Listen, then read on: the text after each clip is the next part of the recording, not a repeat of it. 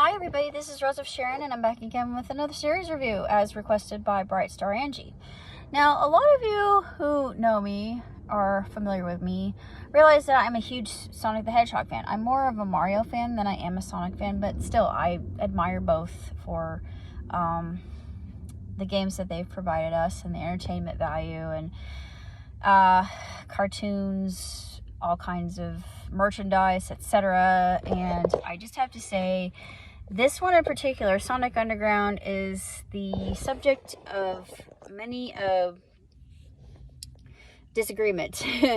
And many YouTubers state that it's the worst Sonic cartoon ever created. Beg to differ and agree to disagree here, because Adventures of Sonic the Hedgehog, if you've seen it, is a cringe-inducing nightmare. And the only reason I say that is because, first of all, the artistry or the animation stinks. Second of all, annoying voice actors. Third of all, not much plot, way too simplistic, very boring, and not at all entertaining whatsoever. It's just really obnoxious. 4, it had a PSA kind of thing that was really popular back in the 90s, like they did with the American version of Sailor Moon, which was Sailor Moon says. And of course, I actually liked that in the 90s, but they had Captain Planet. I mean, it seems like every cartoon just about was doing this, like, oh, you should go and save the planet and blah blah blah blah blah blah blah blah. Yeah, we try, but there's only so much we can do humanly to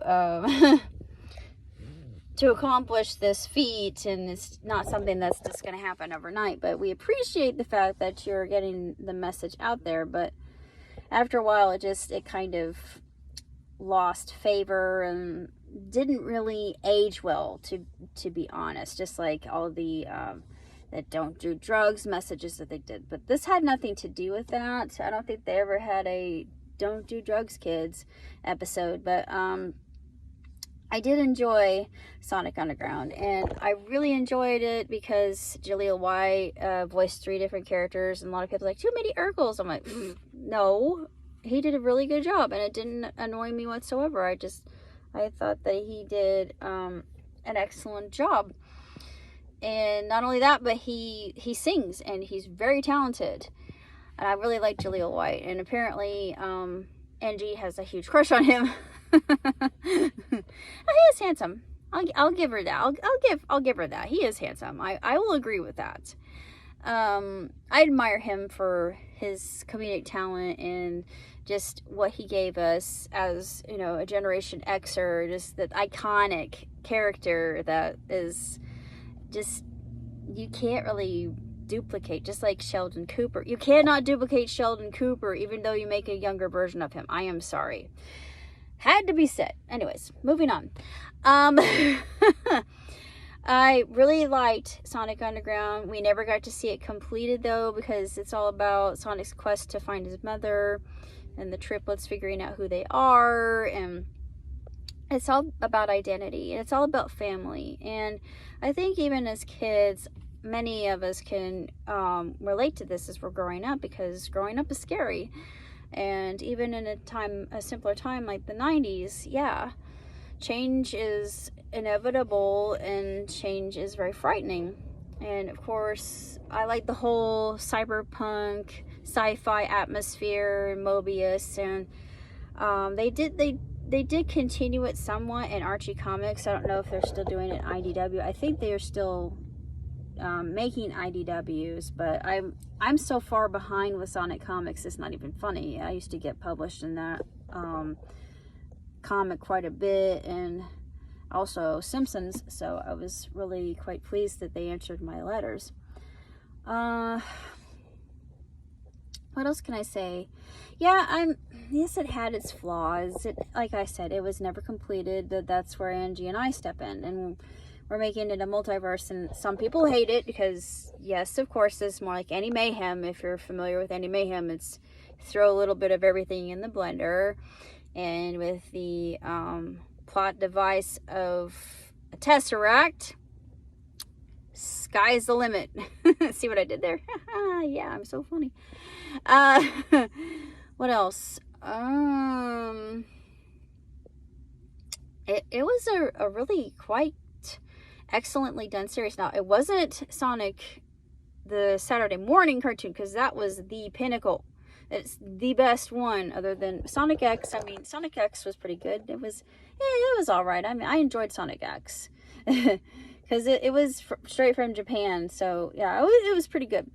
Although they got Sonic Prime, which I haven't seen yet. It's on Netflix, and I had to wait for it to come out to Kiss Cartoon so I can actually watch it, because I don't really have that much accessibility to Netflix right now. It's just whatever my surrogate brother and I want to watch together. So I guess I had to wait until I get my own television, and I'll be watching it on my own. Well, we'll see. I don't know. I can't really say what the future holds, but it looks absolutely terrific. It looks like something I could definitely get behind. Sonic Boom, I never really got into. Maybe I should have, because apparently it had some fourth wall breaking moments. This one was just more story driven. Of course, it had songs, and some people didn't like the songs. I think it was kind of a throwback to Jem and the Holograms, if you ever remember that. A lot of TV shows were going for, kind of a musical theme, and some people just don't care for musicals. Bob's Burgers has done this successfully. Central Park, on the other hand, which I absolutely love. I love both equally. They're written by people who are involved in theater and Broadway. So yeah, it's going to be sensational. And the music they write for the series itself is, magnificent, but some people just don't like musicals. They just want to be entertained without, song and dance. They don't need that. If they want song and dance, they're going to go out and see something in the theater.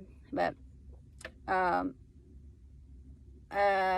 lot of YouTubers have said that the songs were annoying. I don't agree with that.